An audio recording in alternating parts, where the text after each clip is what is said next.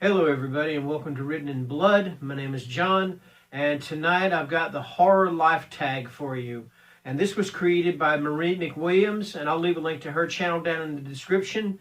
She's got an awesome channel. She's all about horror and gothic horror and dark fantasy and things like that. Mostly horror, though. So, yeah, let's go ahead and get underway because these are some really awesome questions. All right, so first one. Number one, what was the first horror movie you remember seeing? Okay, the first horror movie I remember seeing would probably be, I believe it was The Wolfman with Lon Chaney Jr. Because on Saturdays or Sundays, depending on what day they decided to show it on, back where I'm from, Spartanburg, South Carolina, on Saturdays and Sundays around noon, maybe 1 o'clock, they would have a show called Shock Theater, and it showed all the old Universal horror films, Frankenstein, Wolfman, all the continuations like House of Frankenstein, House of Wolfman, not House of Wolfman, there was no movie, House of Dracula, things like that. But I believe the very first horror movie I saw, and this is probably why I have a love for werewolves as much as I do, was probably The Wolfman. And it must have had an impact because I'm a horror film to this day, or a horror film fan to this day. Okay, so number two, what was the first horror book that you remember reading? The first horror book that I remember reading, and I forgot to bring the book with me. You hang on for a minute. I've shown this book before, but I do like visual stuff, so I like to show visual things. So yeah, I am going to do this. All right, here we go. I am back. Back. But I believe the first horror book that I ever read was this one, Ghost, Ghouls, and Other Horrors. And like I said, the stories in this are like 2 to 3 pages long. I talked about this a couple of days ago, or maybe a day or so, or probably in another tag. But when I got this as a kid, I flew through this thing. It's just like, this is how the pages went, just like that. You know, I mean, I just absolutely... And the thing gets me is I ordered this on eBay. I got this copy on eBay, and I swear, I'm sure it's not, but I swear it looks exactly like the same copy I had when I was a kid. How freaky is that, you know? So yeah, that, I believe, is the first horror book that I remember reading, all right? What is the movie that made you a horror fan? Well, I guess you'd have to go back to what I was just saying before. It would have to be The Wolfman, you know? But also when I was a kid, growing up, you know, this is back during the age of slasher films and things like that. Growing up in the 70s and 80s and all that. And, you know, you had Jason, you had Freddy. My cousin and I, we used to go every Sunday whenever a Freddy not Freddy, but every time a Jason movie came out, we were there. I mean, we were right there with our popcorn and our Pepsis, you know. Now it's Diet Pepsi for me nowadays, but either way, you know, or Diet Coke. I mean, because you cannot have a horror film without popcorn and soda. You got to have it, all right? But yeah, we used to go every Sunday or every Saturday, usually every Sunday. Any horror movie we'd go to see the Friday the 13th movies, Happy Birthday to Me. What were some other ones? Alice, Sweet Alice, which I thought sucked. God, what else? The Fun House, all those slasher movies, you know. And then, you know, my cousin and I, we kind of drifted apart, and he kind of went his way and I went my way, and I still went to horror movies. I mean, I was on opening day of The Thing. I love that. I remember going in when I went to see The Thing, and I'm thinking, I have no idea what this movie's about. I'm not really sure.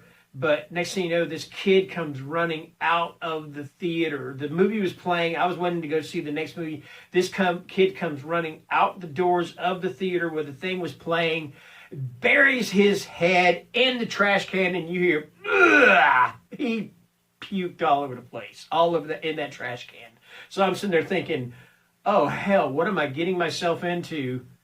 And I ended up loving it. Let's see. So yeah, The Wolfman. You know, you got to go back to the original, to the beginning. It was The Wolfman. That's what made me a horror fan. What is the book that made you a horror fan? That's easy, Dracula. You know, well, the Ghost Schools and Other Horrors, yes. I mean, I loved horror in the first place, But I still wasn't with this. I still wasn't sure, is this the genre that I'm going to love? Is this what I want?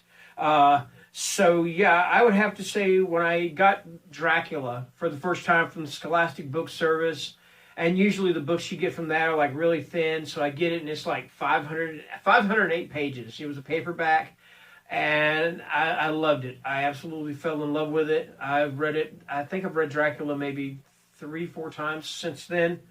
And yeah, so I believe that would have to be the book that made me a horror fan, would be Dracula. Which is interesting since I'm a werewolf guy more than a vampire guy. But still, so what? Okay, let's see. What is your favorite horror movie of all time? I've actually got 2, okay? One is recent, one is back a long time ago, okay? And the one that was a long time ago is John Carpenter's The Thing. Like I said, I saw it on opening day, so this kid puke his guts out of the trash can. But that's not why I loved it. I love it because it is just a masterpiece of a horror film. All right? And then the one from now is The Witch. And what gets me about the 2 movies and going and thinking about them, because both of them are so similar that you don't really think about it, but both of these films are so similar. Okay, you have a small group of people, both films. You have them in an isolated setting, both films. And you have them, both of them have a sense of mistrust and paranoia. And both of them have an entity, a being, or whatever, that for most of the film is unseen, because it either is hiding within someone else or it's just you don't see it, because in the case of The Witch, it's the devil, okay? So you don't see what he's doing. You see the effects of the events of what he's doing, the aftermath of what he's doing, but you don't see, him until the end of the film, and you you don't see him very clearly, Black Phillip. All right. So those are my 2 favorite horror films of all time, because they're so much alike, and I don't think a lot of people realize it, or maybe they do. But that fascinates me. All right. Okay, let's see. What is your favorite horror book? I have no answer for that. I can sit there and say that it's Ghoul by Michael Slade. And I've got a copy right over here, so I'll hold it up just in case, and I've held this book up so many times. But yeah, Ghoul, it could be that one. It could be Dracula. It could be The Final Reconciliation by Todd Keisling. I have read so many great horror novels over the years. Let's see, It by Stephen King could be another one. I've read so many great horror novels over the years that I just can't pick one. That's just it. I can't do that. Forget it, okay? All right. Number 7, what's your favorite horror trope? Okay, well, the final girl comes to mind. And I do especially like a final girl that is badass. The one that instead of, waiting for the monster to come and kill her, she fights back. And, and I think a lot of horror films, a lot of final girl films are like that. So... but one of the great examples of that is Sharni Vinson, as I believe her name was Erin, in You're Next. She totally turned the tables on the final girl trope, man. She fought back, and it wasn't just a case of, I'm going to fight back, keep you from killing me. She fought back because she had skills, and she used those skills. So yeah, the final girl trope. I do like the trope of the unseen. Like I said, like with The Witch. And that's the reason, like a lot of reasons I do enjoy found footage film, because there's a lot of element of the unseen. You don't see what's pursuing. And to me, I believe that it's a whole lot scarier when you can't see what's after you than it is that you can, okay? So examples of that are, of course, Willow Creek, Blair Witch Project, of course, not the remake, but the kind of sequel to it, Blair Witch, and I'm not talking about Blair Witch Book of Shadows. God.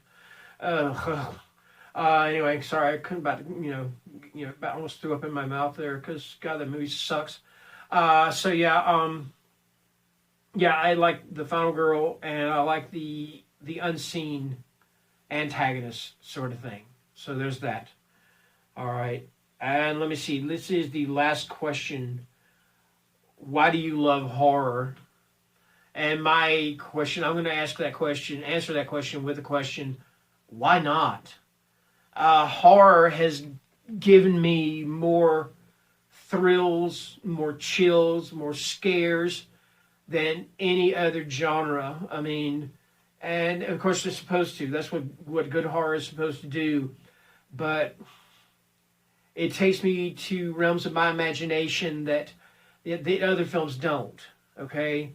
It's the horror films usually when I watch them, if it's a really good horror film, it stays with me for years and years and years. It stays in my mind. I roll it over in my head continuously. I'm trying to think. And then there are some that are just so disturbing that the same effect happens to more disturbing results. A good example being a Serbian film. Okay, first of all, I hated that movie, okay? But it stuck with me for a long time and it disturbed me, and that's just it. Horror disturbs, horror thrills, chills. Yeah. Yeah, that's why I love horror. I hope that's a good enough answer because it's going all over the place and I don't want it to do that. But yeah, that's why I love horror. So yes, those are my answers for the horror life tag. I'm not going to tag anybody as usual. But if you feel like doing this tag, please by all means do it because Marie came up with some wonderful questions and this tag deserves to just keep on going. So please, if you want to do this tag, by all means, do this tag. And that's all for now. I'm going to say good night. Stay home, stay safe, stay healthy, and